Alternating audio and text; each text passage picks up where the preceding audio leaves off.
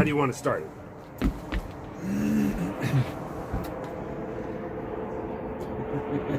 Hi, I'm Ruben Padilla.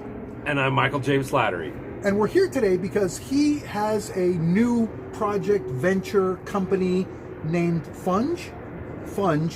And I want to understand what it's all about. And he, if you've seen any of his videos before, he knows a lot of stuff. He's very, very smart. And he has a lot of opinions about things. And I love watching his videos, but very often I get lost and I think, oh my gosh, I am not smart enough to understand what's happening. So I asked if we could do a video where I literally, like a kindergartner, I'm going to try to understand everything that he talks about so that I can continue to enjoy his videos and learn from them. And who knows, profit from them, I hope. Ultimately, it would be great. That would be. So, what is Funge? That's a broad question. It's a cryptocurrency, essentially. Okay, perfect. Let's start there. Okay. Cryptocurrency, and I actually know nothing about this. Cryptocurrency is a new form of money which has been around for a while, and it's about it's a digital currency. It's a as a concept, it was created in 2008 when we had the financial debacle, and the reason we had a financial debacle and that never was solved is because essentially we have a very opaque system. The people that are in control of the means by which we exchange value do this behind closed doors. And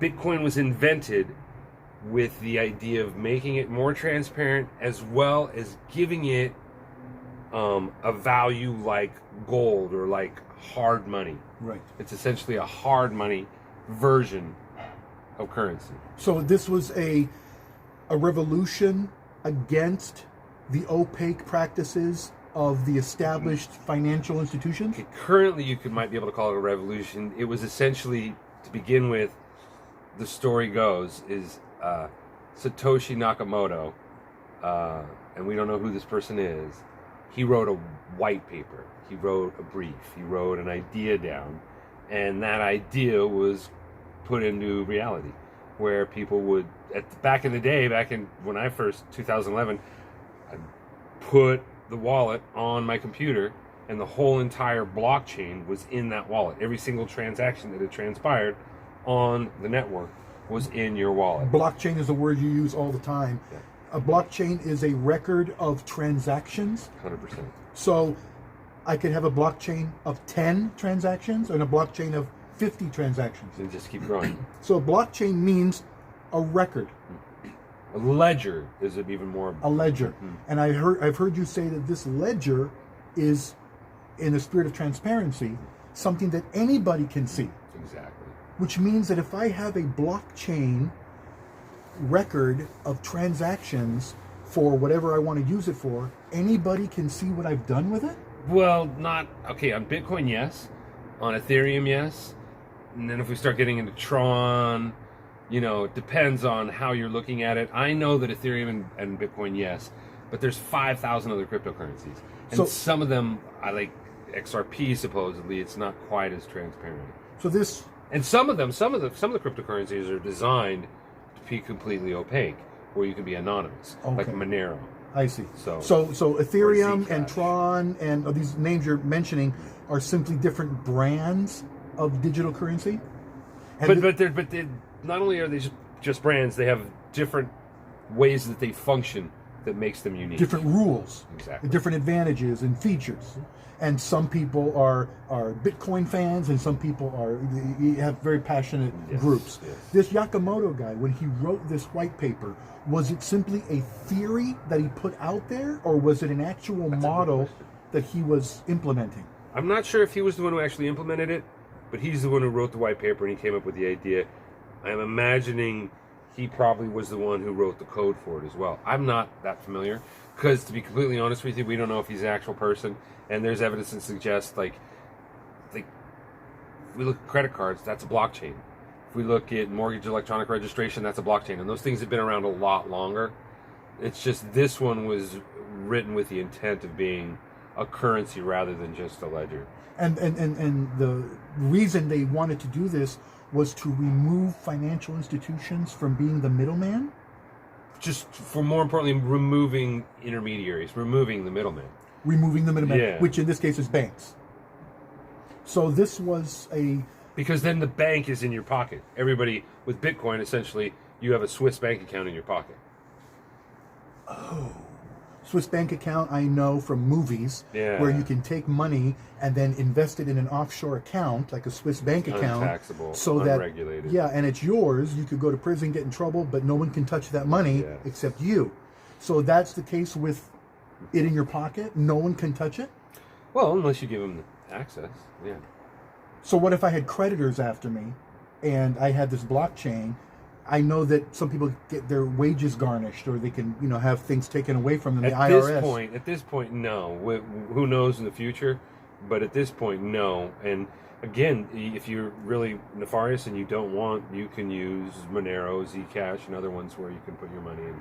Or if you like, what you can do is you can put your stuff in the blockchain, print out your private key, or memorize it and throw away whatever computer or whatever and delete it all off there and just have your private key, and nobody will know it until you get back on they'll know that what's in that wallet and what that private key represents, but they won't be able to do anything with it unless they have access to the private key. So if I had because it's all encrypted. If I had $100,000 in a blockchain somewhere, people could see, look, there's $100,000 sitting there, but they wouldn't necessarily know that I owned it. And they wouldn't know it was me. Not unless you made it clear that, not unless you made transactions and you broadcast the fact that you were the one making transactions. So if I bought a $50,000 car, somebody could see, hey, it was $100,000 last week, now it's $50,000. Somebody used $50,000. Or more importantly, not that they just used it, that transaction was given to the guy who sold you the car. That would be a more definitive way of saying. So does this make it easier eventually for people to find the transactions? If it's so transparent, could that end up being a dog chasing its own tail, where things that we can do now, or we think we can do now without getting detected with regular money, we can now, are we putting ourselves under incredible scrutiny in the future? MIT did a study, right? Because everybody, you look at the news, and the news is always telling you Bitcoin's bad because they're using it for human trafficking, Bitcoin's bad to terrorism, Bitcoin's bad to drugs.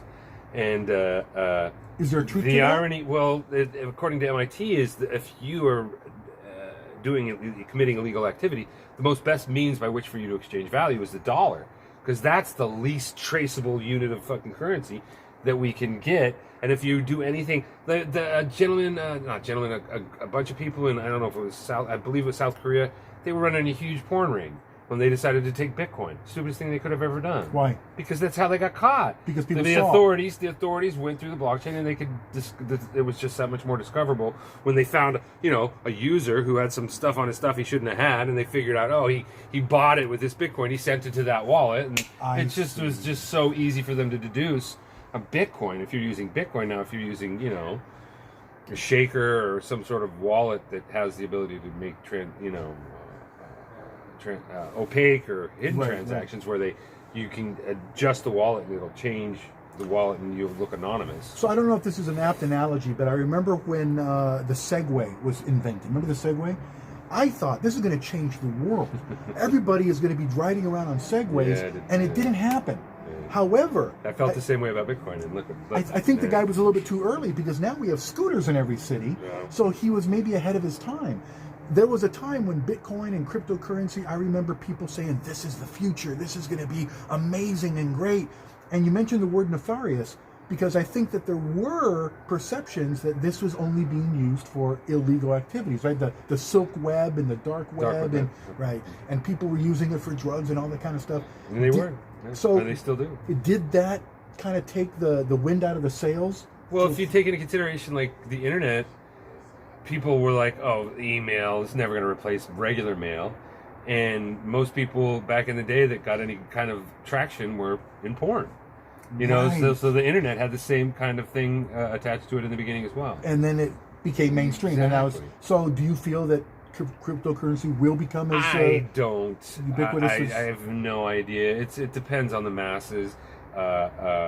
Information isn't under as much of a control, Right, you know, right, as finance. And Right. so, but finance is really into it. And if, like, I've been reading lately that, you know, it's the coronavirus time, right? And we're all going to get $2,000 or $1,000 from the government. Yes. Well, I don't think they're going to send you a check. And for what I'm reading, it looks like there's a law firm of a couple of brothers or a few brothers that are former heads of the CFTC, Commodities Futures Trading Commission, and they're a law firm, and they're the ones who are advising the government on how to distribute these checks. And it looks like, maybe it's just a bunch of propaganda, but it looks like they're going to use Ethereum or R3, which is XRP, which are two of the second and the third biggest cryptocurrency out there. And so, who knows, man? They could be, like, you know, setting us up with a new electronic. It's a central bank digital currency. CBDC is a new term that they're going to start throwing around. And the central banks are looking like they're creating a digital currency, and they're going to distribute it on a debit card, but that value is going to be distributed in a cryptocurrency. So the same people that they were trying to get away from Exactly. are now looking to control it. Because of what I was saying initially, and I think, and who in their right mind would ever think that Bitcoin was decentralized when it's one network that it's run on, or one ledger, and that the value of it is on an exchange, you know, where the price can fluctuate. When not enough people understand finance to realize that exchanges where stock and valuations can change and fluctuate are degenerate gambling. It's degenerate gambling, and it's run by the house. So the exchanges are the ones making all the money. Well, anybody who has half a brain who's in any kind of finance knows that the house always wins. Well, I remember, you know, it still happens today, but when I was growing up, I'd see people who get a little bit of money and they'd decide to go into the stock market. And they didn't know what they were doing, and they'd take whatever money they had and they invested in something that sounded good. And a month later, I'd ask them, what happened to the stock market? Oh, no, horrible idea. I lost everything. They got burned. There's people that do well. Right? There's some people that do well. Most of the people that do well in the stock market are teaching people how to do well in the stock market. So is this something that in my lifetime, or maybe my son's lifetime, he will one day be using cryptocurrency like he's using regular money today? Is that the hope? There's you know, and I don't want to. I'm participating in it because I think that ultimately yes, because it's the path of least resistance. There's so many things that are hopeful and that can make the world better that are involved in this. But for the most part, you know, the more deep I get into it, the big names that I see in it are people that represent the problem in the first place. And anytime you get around anything that has something to do with the exchange of value, It's going to attract the whole bunch. You're going to get greed and corruption. I've seen a lot of your videos, which are very entertaining, and you're a friend of mine, so I know that your heart is in the right place. I see you pointing fingers a lot at people that are unscrupulous. I try to do it myself too, because I participate in some of these. Not so there are people who necessarily. can point fingers at you as being. Oh, forget really? about it. Just today, Angry Crypto Guy was all over my shit today, Oh, really? So is there? It's not completely regulated yet, but is it the wild west still when it comes to cryptocurrency? I think so. Is it? Yeah, for sure. And that's why I think I can get away with, you know, creating my own version of So let's talk about this. Yeah. So Funge then is an idea that you had, or it's not necessarily my idea. It's okay. So this is. I probably should. Maybe Paula shouldn't. I don't know how happy she's going to be, but back in 2017, when cryptocurrency was going through the sky, right, and I already had a little bit of feeling about it, and I was getting my feet wet, and it looks like things were fucking rosy. I saw this opportunity with this thing called BitConnect. Mm-hmm. Have you heard about BitConnect? No.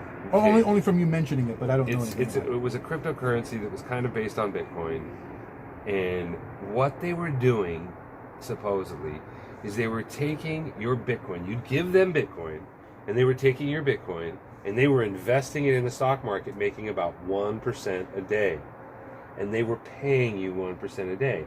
Now, I don't know if you know math very well, but compounding interest at 1% a day, you can take $100 and turn it into $200 in like pretty much no time, like in 90 days, you know. So you make money, they make money. Well, you make 30% in 1 month at 1% a day, 60% another month. You make 90%. Within 3.5 months, So you're happy as a customer. You've doubled your money. And they're happy as investors. Right, but the problem is this was a big, where the idea that they were investing, it wasn't on trade. Nobody had any idea where the trades were being made, how that 1% a day was coming in.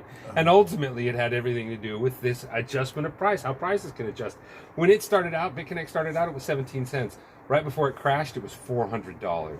Imagine buying something at 17 cents and then within a year it was $400. Does this mean it's kind of like a big multi-level pyramid thing? It's exactly what it was at some level. But it might not have been if they could, because nobody knows if they truly were doing arbitraging. They weren't sure if you were doing arbitraging or trading, but arbitraging is where, like, okay, there's an exchange here where the dollars, the pesos this price, and there's an exchange here where the pesos this price.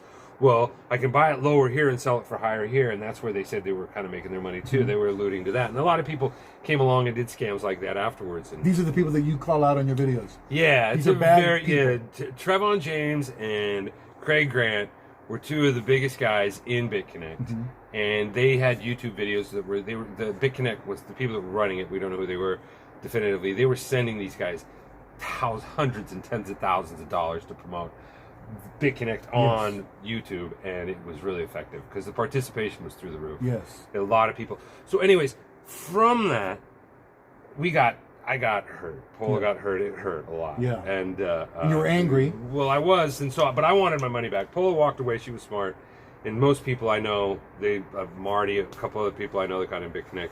And one guy I know, he claims that he made out really big, but he makes a lot of claims, people like him. But and I don't deny it. I mean, he might have, but the idea behind it was compelling, and what eventually came of it was after it crashed, these guys created this thing called ETH Phoenix, and it was a version of BitConnect that was a kind of a scam, but it was on a blockchain that was traceable and seeable.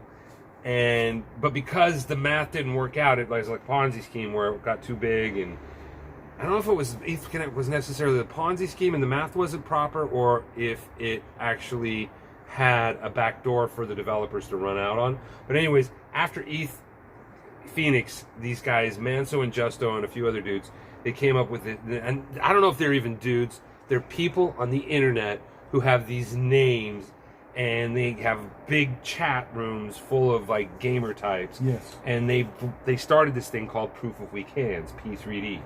And Proof of Weak Hands was essentially what I said before about people investing in giving them Ethereum instead of Bitcoin. You give them Ethereum, it went into a pot. You could see that pot.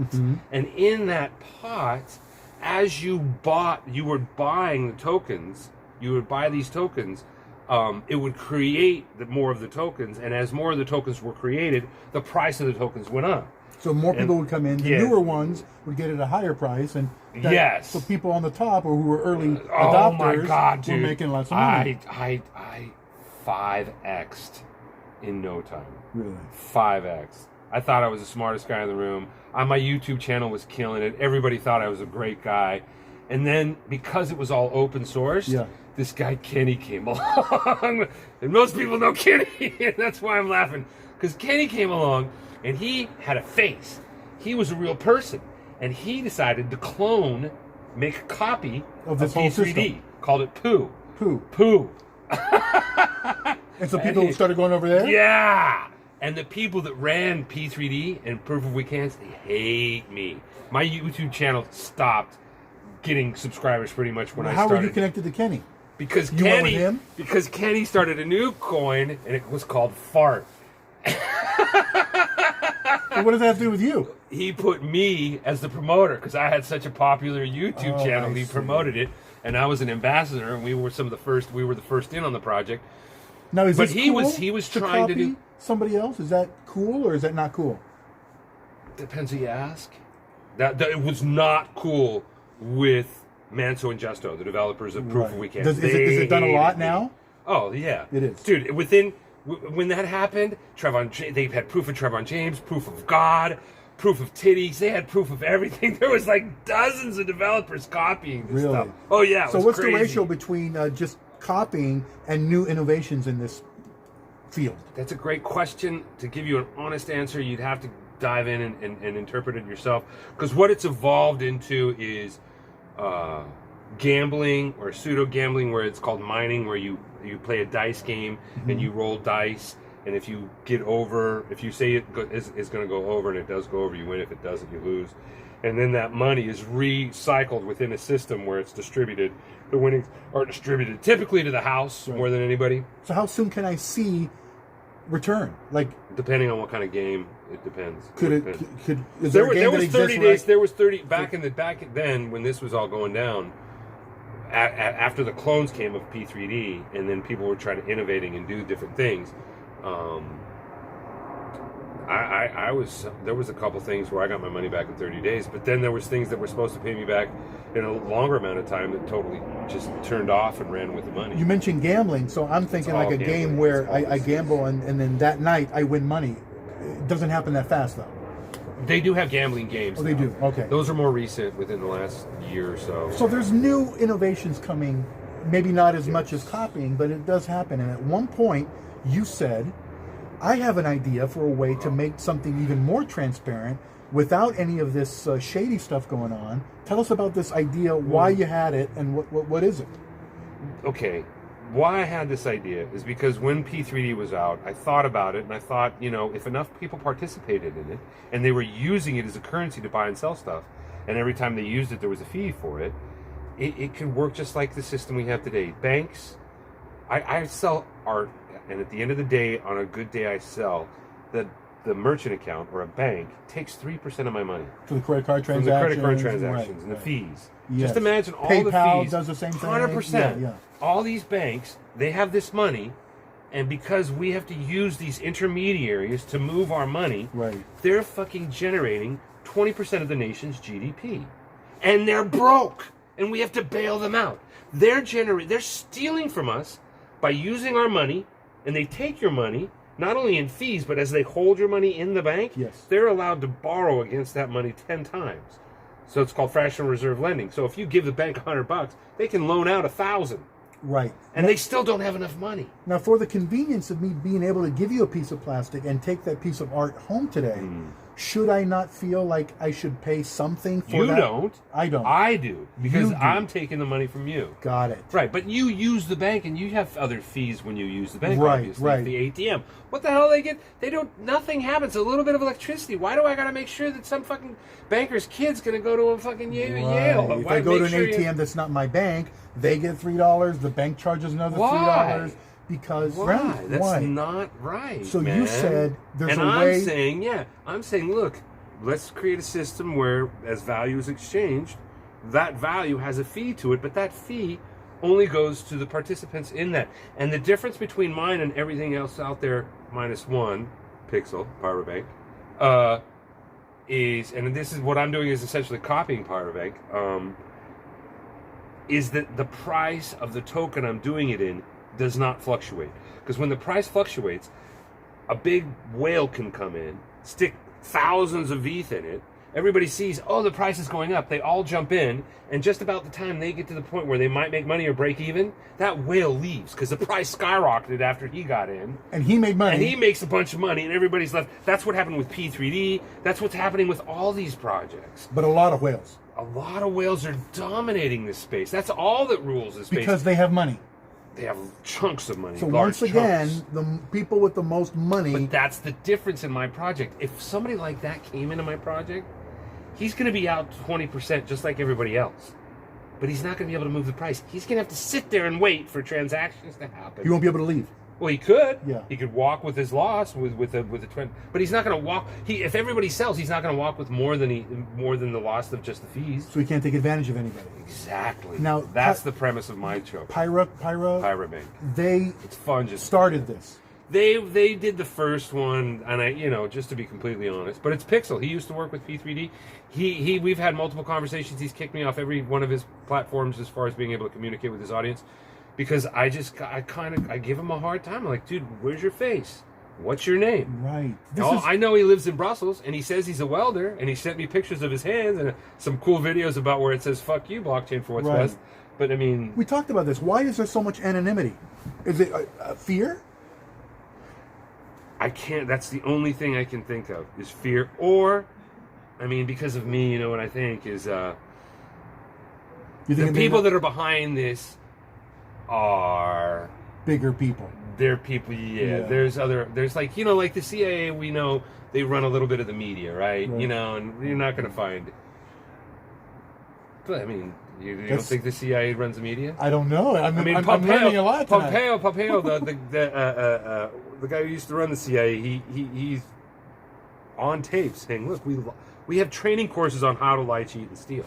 You're different because you are okay with having your identity be known. Yes? For the most part. For the most part. The vast majority of people in this specific space don't want, they want to have their face hidden for the most part. But not everybody in crypto. Crypto has, as a whole, mostly has people that are not afraid to show their face. Mostly. So if I was a person with not a lot of money, but I wanted to get into this, you have mentioned that Funge is a good place to do it because it looks out for smaller people like me? I'd like to think of it like that. More, what I'd like to do is think of as Funge as it's a all of this is an experiment. Yes. All of cryptocurrency is an experiment, and I think that this experiment is one where the participants can get involved with it without it being gambling, because everything in crypto is gambling. And it all goes against how it was originally created. The intention of what the white paper of Bitcoin was about was banking the unbanked.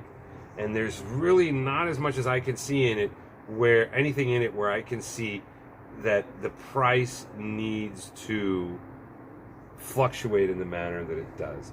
But because of the way we have we have markets and exchanges, you know, it goes back all the way to Jesus. I mean, and this is one of the reasons why he got mad once at the market because the money changers were making money just off exchanging money, and that's considered usury. I mean, that's in Sharia law, that's like punishable, like by serious ramifications, and I think that is the reason why, my estimation is that we don't have the ability to do whatever.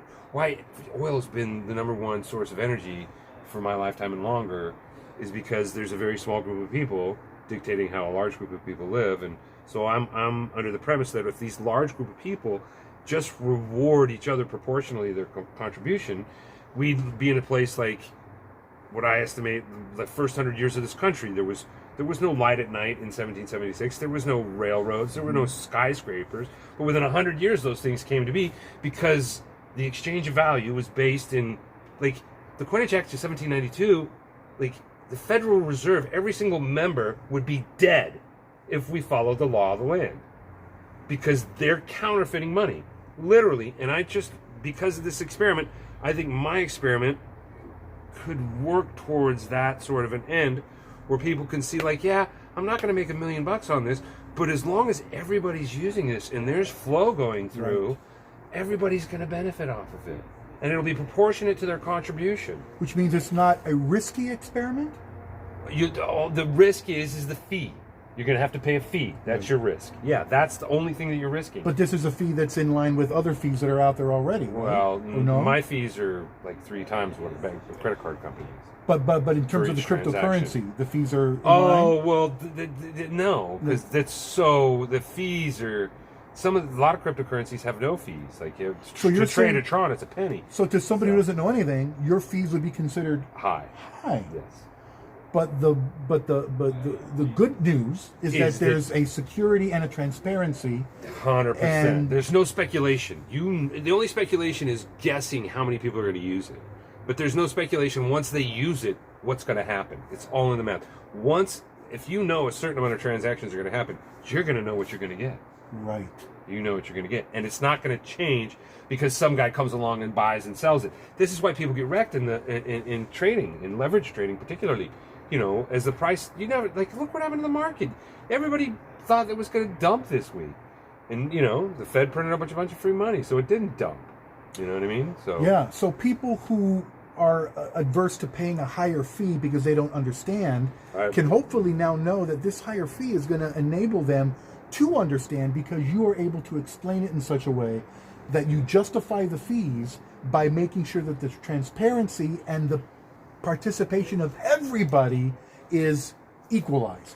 Well, the amount of a fee doesn't really necessarily equalize that. It hurts. It's a painful fee, but it provides more dividends for the participants.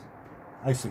I could bring the fee down to 1 or 2%, but without a lot of transactions, and even with if there's enough transactions, if everybody is using a currency that would be representative of the model I'm speaking to, there would be no central bankers. There would be no head of a bank organization. There'd be a blockchain, and there'd be all these different ones you could choose from that had different fees, that had different functions. That one could be good for, like, if you need a gasoline, and one could be good for I don't know, food, or grocery, one could be good for your rent, and how these different contracts could function could be just written by somebody once, deployed on the blockchain, and it would be totally self-managed. It'd be independently operated, and it wouldn't need any intermediary. It wouldn't need any regulators. The regulators are half the reason why we have so many fucking problems in the first place, is because these guys are all bought off.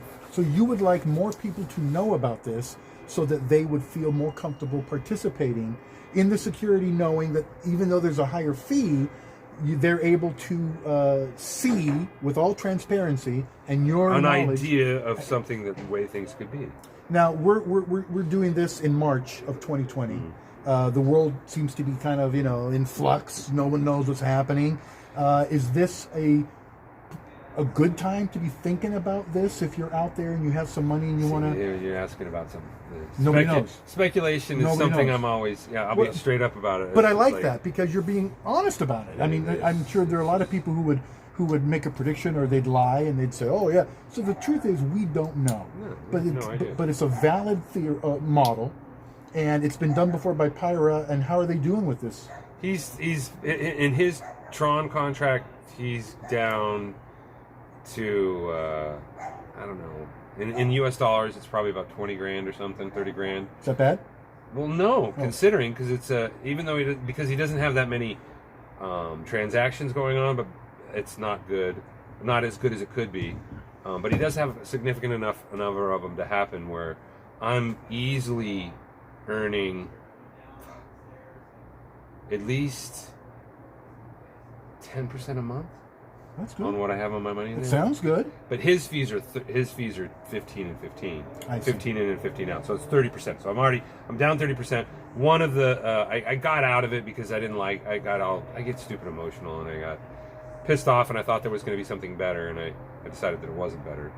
And I went back in, so I took a 30% hit. I find the honesty very refreshing. You seem to be very, very honest about this. Yeah. It was good at a lot of places, but recently with the group of people that I actually did get some traction with, they've recently just decided, wow, this guy, I can't handle this guy. Can't handle him. He's all over the place. Well, it's funny because, as I mentioned, you're very entertaining in your videos. You get very emotional. You sometimes get angry. You call things as you see them. Yeah. But that's what kind of makes it fun. If somebody out there wants to know more about, I'll ask about Funge in a moment, but in particular, the general knowledge base of this cryptocurrency world, what would you recommend they do? I mean, is it something I can look up on Wikipedia, or? There's a lot of different ways of doing it. Mine was just because of greed and just speculation, and I don't have a 401k. Are there online groups that you're a part of? There's all different kinds of things. Maybe you can find something that you're interested in and that might have something to do with cryptocurrency. I think the best way, if you want to just, in general, go to Coinbase. It's the most regulated, the most safest place for you to attach a credit card or a bank account and just buy cryptocurrency. I don't think you can do credit card. I think it's just debit card. Your bank account, and you buy $10, buy $20. Or Really? actually, don't even do that. Go to I did it with Dawn.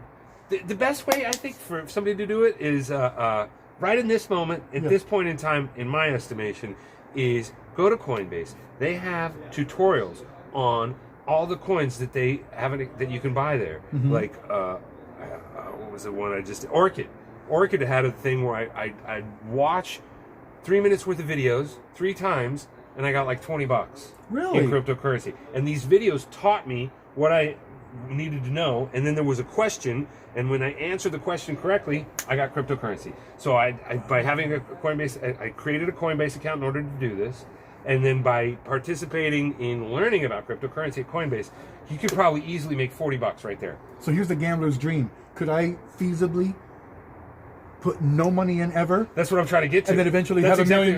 That's what I'm trying to say here. Yeah. For what it's worth. I don't, maybe, doubt it, but maybe. Another thing I've done for the past 5-8 months is use a browser. It's called Brave. Basic attention token is the token that's attached to it. But, you know, on the internet, Facebook, the more pictures I put on Facebook, and the more people I put on Facebook, the more valuation it becomes. Because Facebook is all about content. Yes. And the more content on there, the more valuable. More people on there, more valuable. Right. Well, Mark Zuckerberg is happy as fuck. But if you're like trying to get a message out, or you're doing something really popular and serving as a bunch of people, unless you know how to work as an influencer, you don't make a dime. Right? Nobody, and everybody's publishing everything on Facebook is like a big fat like slave farm for Zuckerberg, essentially, right? Yeah. Well, imagine, if you will, that money that Zuckerberg's getting from advertisers, instead of going to Zuckerberg, it goes to me as a viewer. Oh. And Brave is a browser that's done this, so that the publishers, the users, and the advertisers work in like a trifecta, and they all pay each other. And I've made probably $100 in the last few months. Instead of using Chrome or Internet Explorer, I use a Brave. Really? And I set it up so that it does as many ads as I can get in a day, and I'll try and click on them and try not to be bugged by them. Yes. You know, or you can turn it off. That's the great thing about Brave. They know how fucking clogged your internet browser can get. If you go to an ad website that's full of ads, they block all that stuff. Really? Yeah, I used to go, when Brave first came out, I used to go to Surfline, and I could log into Surfline, not see any ads, and instantly see a $20 or $10 a month membership because it blocked all the ads, and I could see live views, and I only had to wait for the camera to refresh every 30 seconds. If you paid premium, it would never have to refresh, but every 30 seconds it would refresh for about 10 seconds. But I mean, it was almost like having a paid viewer experience because it was blocking all the ads. It's changed since then. Surfline got smart, but it's that's, you know what I'm saying? It's like they're trying to make the world a better place. Right. You know, we spend so much goddamn time online. Why aren't we? If I'm making money and they're selling my information, that's another thing Brave does. It helps you protect your information. So it's good at helping people. So there's two things, and then there's like really screwy little things where there's another crypto called Crypto Browser or something, and you use it, and just by using it you can make Bitcoin, but that's nowhere near as much as BAT pays. You seem to enjoy teaching people about this. Do you like talking to people who don't know, or do you prefer to talk to people who are already? I would love. You know what? For what it's worth, you're probably the 5th real life person-to-person conversation I've had with somebody about this topic that genuinely, it's just so, people get so put off by it. They get very put off by it, and nobody wants to have a conversation about it. And those that participate in it, they're few and far between. If we want to know more about what you do, you have your YouTube channel. Can you talk about that? Yeah. It's just a place that because I've got so much. I got a huge chip on my shoulder about. I've always had it in my life about how a small group of people control a large group of people, and you know, I'm growing to learn how the large group of people seem to enjoy it, and they like slavery, but and I'm having a hard time swallowing that pill. But I've always kind of wanted to shine the light on things, and the crypto as the whole world works. I think that this is one of the most enlightening things to move forward in the name of, like, look, let me do whatever I can to make my life better, and then make the world better if I'm lucky enough to be able to do that, rather than, oh, that's my job. And that's why I do that. How many times? Every time I get a ticket, it's like, try to question. It's like, this is my job. Don't make it any harder. You know what I mean? People, they're just going to do what they got to do to get by, and I think that's kind of suffocating. And so that's why I'm kind of into this, because I feel like this is an avenue. I mean, I'm an artist too, so I'm fucking blessed that I can be able to do that. So, what is your YouTube channel name? Blockchain for what is best. Blockchain for what is best. Yes. That's where we can find you, and we can also make comments and like and share your videos. And Funge, please again, do. And Funge, that's where this is going to be posted, by the way. Before we go, and I'll share it. Before we go, what is the Funge? What does Funge mean? Where did that come from? Funge is fungible. And it just, I was looking for a branding, and I was going to call it, because I want to use this token to register my artwork on a blockchain. But as I got to thinking about it, I got to thinking, you know what, let's make this into something that might be give a little bit more traction. Right. And cryptocurrencies are fungible, meaning, well, this, I interpreted fungible meaning that when I buy it, I create the Funge token, and when I sell it, I destroy it. And I thought that's what fungible meant. That's not necessarily what fungible means in definition. So I kind of, to be honest with you, I just realized this recently, that fungible is more like, okay, this value for this dollar is the same as this dollar. It's fungible, and I can buy a gallon, a quart of milk with this dollar, or I can buy the same dollar by a same quart of milk somewhere else. It's fungible in that regard, and that's not a very good explanation, but that's what the definition of fungible means. And I used fungible because I was going to correlate it, and as part of my platform, I was going to have a non-fungible token that once you create it, it can never go away. Right. So I wanted to use the word funge as kind of a little education as to far as how my tokens work. Well, it's short, it's snappy, it's pleasant to say. Yeah. Right? Yeah. Funge. I've had a lot of funge here today with this conversation. Thank you, Ruben. And that was fun. I learned a lot. I hope you did too. Thanks, and maybe we'll do another one of these sometime. This is awesome. I would have to edit that. It's awesome. Thanks, man. Thank you. Thank you guys for watching.